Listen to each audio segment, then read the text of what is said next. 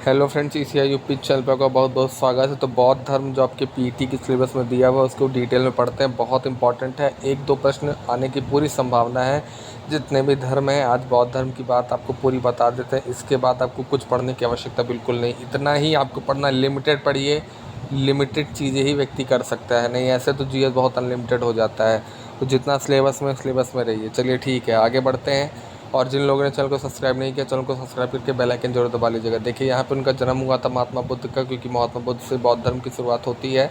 तो महात्मा बुद्ध का जन्म हुआ था 1563 ईसा पूर्व में कपिलवस्तु नेपाल की तराई में, क्योंकि कपिलवस्तु नेपाल में पड़ता है। आपको पता है उनकी जो मृत्यु हुई 483 में कुशीनगर में हुई थी। और ज्ञान प्राप्ति कहाँ हुई? बोध गया में हुई। और प्रथम उपदेश उन्होंने कहाँ दिया? सारनाथ दिया। सभी चीज़ें याद रखना, सब फिर से बता देता हूँ। जन्म कब हुआ? 1563 ईसा पूर्व कपिलवस्तु नेपाल में। मृत्यु कब हुई? 483 ईसा पूर्व कुशीनगर में। एक बात और बता दें, क्योंकि ये ईसा पूर्व है तो यहाँ टाइम जो है वो घटता है, बढ़ता नहीं है। ज्ञान प्राप्ति हुई थी बोध गया में और प्रथम उपदेश दिया था सारनाथ में। तो आई होप आपको ये सब चीज़ें पता चल गई होंगी। इनकी उम्र 80 साल के आसपास थी, तो ये 80 साल महात्मा बुद्ध जी की टोटल आयु थी। और इनका जन्म कमल या सांड, ये जो प्रतीक है उनके जीवन से संबंधित, वो भी आप याद कर सकते हैं। ये आप इसका स्क्रीनशॉट ले सकते हैं। और जुड़ी शब्दावली जो आपको पता है, गृह त्याग, उन्होंने गृह त्यागा तो उसे महाभिनिष्क्रमण कहा जाता है। ज्ञान प्राप्त किया तो संबोधि कहा जाता है।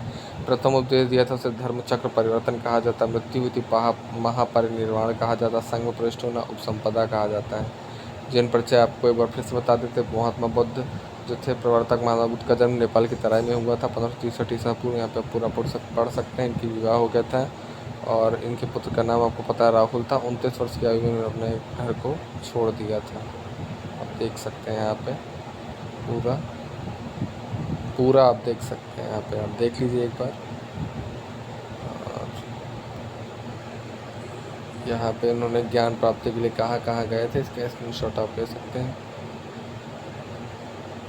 धर्म चक्र परिवर्तन में क्या हुआ? गौतम बुद्ध ने पहला प्रवचन वाराणसी के समीप सारनाथ में दिया था। इसे ही धर्म चक्र परिवर्तन कहते हैं। शिष्य देख सकते हैं यहाँ पे सब चीज़ें, इसका स्क्रीनशॉट आप बिल्कुल ले सकते हैं। बहुत इंपॉर्टेंट है, इस चीज़ें आपके लिए बहुत ही मेहनत से वीडियो बनाई जाती है, इसलिए हम उम्मीद करते हैं कि आप लोग इस चैनल को सब्सक्राइब जरूर करेंगे। अब जो संगति हुई थी वो आपको बता देता हूँ, वो बहुत इम्पॉर्टेंट है। यहाँ पे आप देख सकते हैं संगतियाँ। प्रथम बौद्ध संगति याद रखिएगा राजगृह में हुई थी, और उस समय शासनकाल किसका था? अजातशत्रु का। बहुत इंपॉर्टेंट है, राजगृह में हुई थी और शासनकाल किसका था?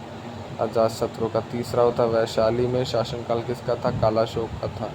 तीसरी हुई थी पाटलिपुत्र में, शासनकाल था अशोक। दूसरा आपको पता है वैशाली, शासनकाल कालाशोक। तीसरा पाटलिपुत्र, शासनकाल किसका था? अशोक का। चतुर्था कुंडलवन, और उस समय शासनकाल किसका था? कनिष्क का। बहुत इम्पोर्टेंट है, ये संगति बहुत आती है, तो आप देख सकते हैं पूरा। और यहाँ पे आप पूरा इसका स्क्रीनशॉट ले सकते हैं। बाकी इतना इम्पोर्टेंट नहीं बौद्ध काल में, और जितना इम्पोर्टेंट था आपको मैंने सब बता दिया है।